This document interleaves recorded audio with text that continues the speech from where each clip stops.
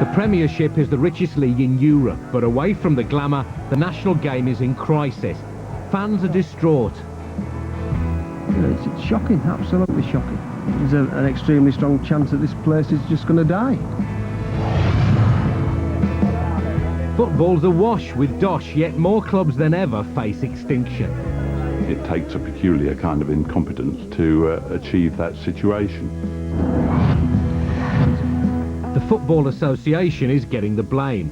It's in financial crisis too, along with many of the clubs it's supposed to look after. The FA can't lurch from disaster to disaster forever without someone taking it like some poor clapped-out old dog to the vets and having it put down. Tonight, in the final part of our series on the business of football, the Money Programme asks, is the FA really up to running our national game? Or is it time it faced its final whistle? At York City, dedicated fans like Barry Nicol and his son have a very special reason to feel betrayed by the FA.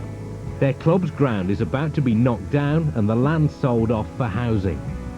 Can't imagine it being knocked down, can you really? Can you imagine houses on it? No, I can't. I don't think any York City supporter can imagine it. Nearly 2 years ago, the former owner of York City, Douglas Craig, shocked Barry and fellow fans to the core. Craig walked away from the club and arranged to sell the ground for £3.5 million.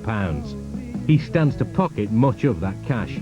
But it should never have happened. One of the FA's promises was clubs should not be able to dispose of their existing ground without being able to satisfy the FA that this does not put the club's future at risk. I mean, the FA pledge to protect this ground from people like Douglas Craig is just not been upheld. It's there in black and white, and they've just done nothing about it. And as a consequence, there's an extremely strong chance that this place is just going to die. Unless Douglas Craig relents, York City's future is in deep peril. From May, they've nowhere definite to play, and the FA's done nothing to save them. Barry is heartbroken that the club his family has supported for generations is in such danger. Your granddad helped to shift all the rubble for this stand. Dozens of supporters shifted all the soil and cinders from Fulford Gate, which was the old ground. This is the Grosvenor end. I used to stand up there. All this boarding here, it was all put up because the back wall's fallen away. Barry remains furious with the FA for letting the former owner sell off the ground. Yeah, I've seen some fantastic games down here. It's hard to believe that one man could do so much damage, really. For all the time the supporters have spent.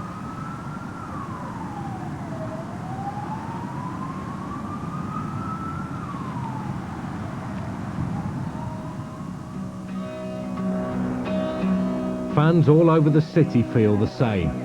The FA's name is mud. It's about time the FA took a long hard look at what is happening down in the lower levels of football. Premiership great, England great, all this carry on, but they don't seem to bother about the lower end of the league. Well managed, these clubs can survive, but the FA have got to give them some backing. Steve Beck, the new chairman of York City, checks out the reserves.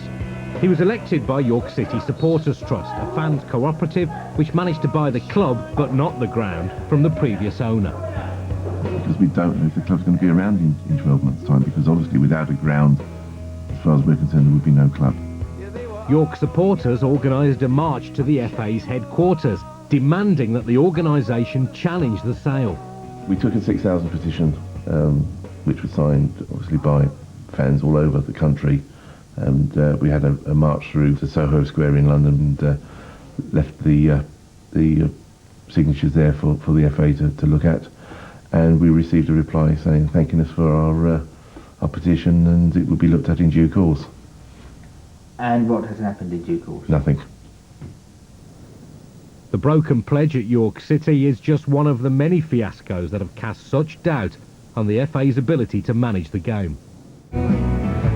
At York, they're battling on with or without the FA's help. Steve Beck and Barry and his son are going to look at a small stadium on the very edge of the city.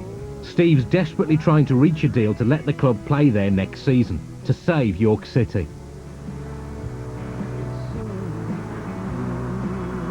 A bit bleak, isn't it?